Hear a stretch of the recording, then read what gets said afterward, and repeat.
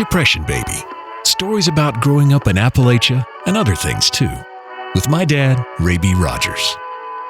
On August 16th, 1929, I came into this world kicking and screaming. I reckon that made me a depression baby. Depression Baby is a World Songs media production, brought to you by Depression Baby the Book, available in Kindle, paperback, and hardcover, and soon audiobook at raybrogers.com. In this episode, Ray talks about a unique and lost art practiced in the mountains of western North Carolina, and maybe other places too. When I grew up in Waynesville, North Carolina in the 1940s, I well remember the benches on each side of the broad walkway leading to the Haywood County Courthouse.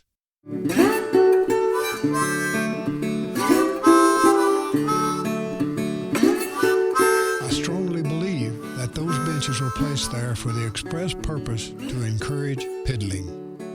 In this era, most of the farmers wore overalls, and when they came into town on Saturdays, they always wore their newest overalls that had been freshly washed and sometimes pressed. A dress suit coat worn over the overalls was almost the uniform of the day. On a sunny day, the benches were soon occupied. Of course, the occupants must first discuss the weather, and opinions as to how the crops were doing then were thoroughly dealt with. An opinion on the major cases on the trial docket was surely discussed. Who was winning in the upcoming Democratic primary was opined. The Republican primary meant nothing. The Republicans never won anything in Haywood County. Some may have brought their pocket knives to do a bit of whittling, which qualifies as piddling as long as the whittling is not for the purpose of carving anything that is useful or could be considered an art object. If one is a piddler, it does not necessarily follow that he is trifling. One who piddles can be held in high regard by his neighbor or relatives and may be a hard worker and a productive individual.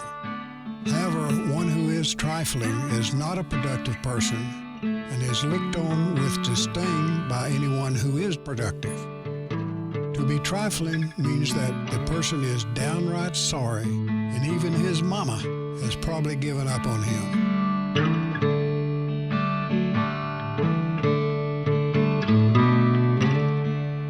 True piddling only befalls one at random and is usually not a planned event, it just happens.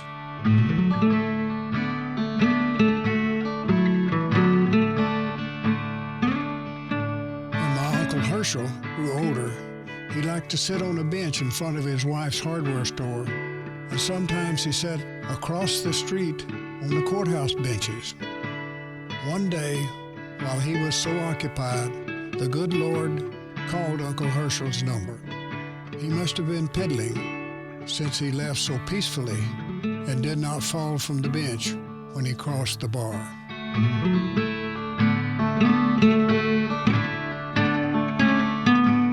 Finally, someone discovered that Herschel had been called by St. Pete and was no longer among us sinners.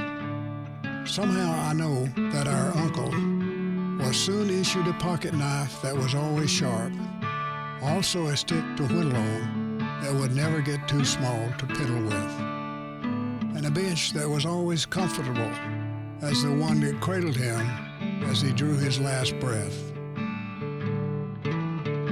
It must be true that the sun in heaven will always shine on those true piddlers who have passed the gate, even if a few are just trifling. We hope you enjoyed listening to this episode of Depression Baby. And if you did, my dad has one important request. If this podcast brought a little smile to your day, would you please consider right now subscribing for free to the podcast and kindly leaving a nice 5-star rating and review on iTunes. You can make the difference in getting Depression Baby in front of a wider audience and help preserve this disappearing legacy. If you need any help with how to subscribe to the podcast, just go to raybrogers.com and look for the podcast tab on the main menu. Thanks to our audio and musical contributors, including our friend Lobo Loco. You can find out more about him and all the rest of the music and audio in the show notes at, you guessed it, raybyrogers.com. Thank you for listening, and we'll see you next time on the Depression Baby Podcast.